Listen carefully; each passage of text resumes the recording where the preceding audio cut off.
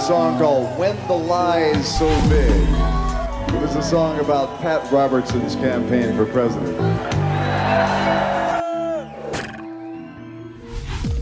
That's why they're really going to enjoy this new album that I've got coming out, and then brings the Republican Party up to date with a song called When the Lie's So Big. It talks about Pat Robertson.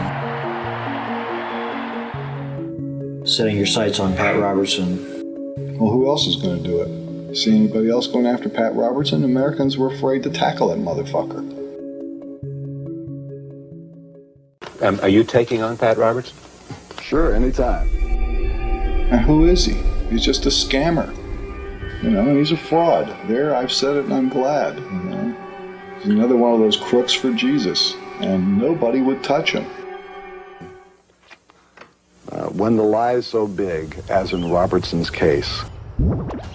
You might get AIDS in Kenya. The people have AIDS. You got to be careful. I mean, the towels can have AIDS.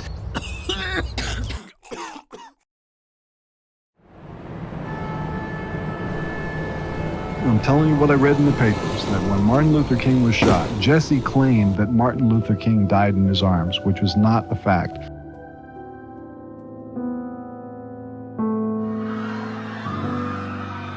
Jesse ran up, got some blood, whether it was from a chicken or whether it was from Dr. King's actual blood, rubbed it on his shirt and ran to find the first newsman that he could find and said, Dr. King died in my arms. Rhymin Man. Well, here's what I think about Jesse Jackson. I've found myself agreeing with some of the things that he said on social policy, and during the primaries he said some stuff that was far more interesting than any of the other candidates, but I wouldn't trust Jesse Jackson any farther than I could throw him. The song about Jesse Jackson is included in the album not for balance, but because I believe the song is factual. I think that some of the things that Jesse Jackson has said actually make sense. I don't like them when they rhyme. I think that that's a rather pedestrian way to put the point across, but I don't trust Jesse Jackson. To me, a lot of what he says and what he does has a racist overtone to it, and people won't take him on.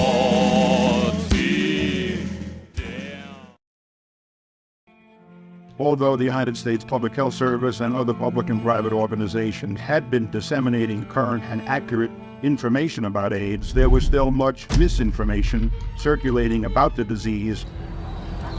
In the United States, we get these messages from a man called C. Everett Koop. Remember the Surgeon General, the Admiral of Health?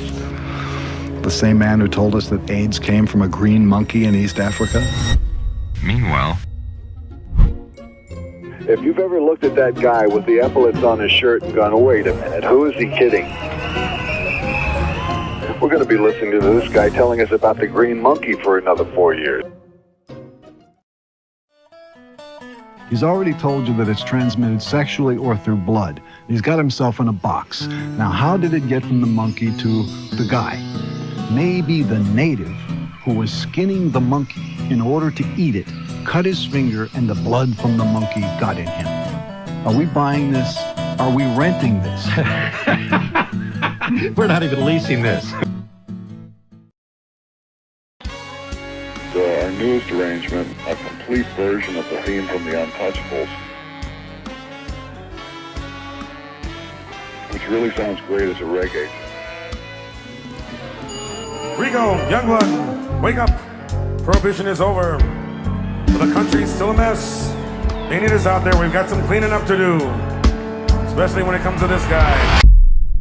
First of all, it's crazy that a concert ticket costing $14.75 in 1988 would only be $37.94 today. Or, depending on where you're from, 35.42 euros. I was at the Providence show and pitched the Reagan puppet head on stage. I'd like to think Ike was referring to it when he said, especially when it comes to this guy. Get those sport coats on with the big lapels. They're back. And what led up to you playing the Untouchables theme? How did that come about? I think that's a great piece of music. Yeah. That's a genius TV theme. Sure. And I've always liked it. And then one day we were in Chicago at a sound check, and I said, we should play the Untouchables. But Nobody could remember exactly how it went, so Laurel Fishman went to a television station and got a cassette. The horn players went over and stood next to the speakers. Each guy picked out his own part out of this thing, and they sketched out their parts, and that's how we learned the Untouchables. That's great. It's only odd if you think that I'm an odd person. And what I would do to dissuade you from thinking that I'm odd is say, take a look at Michael Jackson. Why don't you like me? Why don't you like me? Why don't you like me? Am I really that bad? Be bad, be bad, be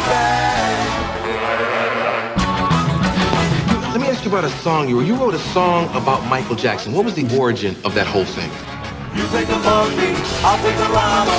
We'll have a party. Get me a Pepsi! Michael is Janet, Janet is Michael.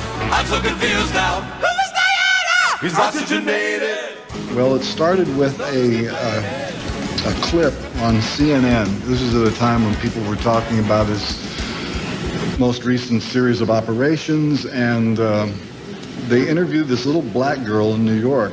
She was about this tall, looked like a standard Michael Jackson audience kind of a person. And the guy said, what do you think of Michael Jackson? And the girl looked into the camera and said, he ugly, he white looking.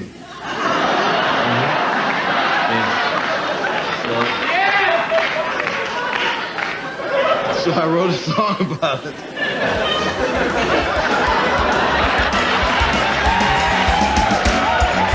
This is supposed to be the part where I name people who are not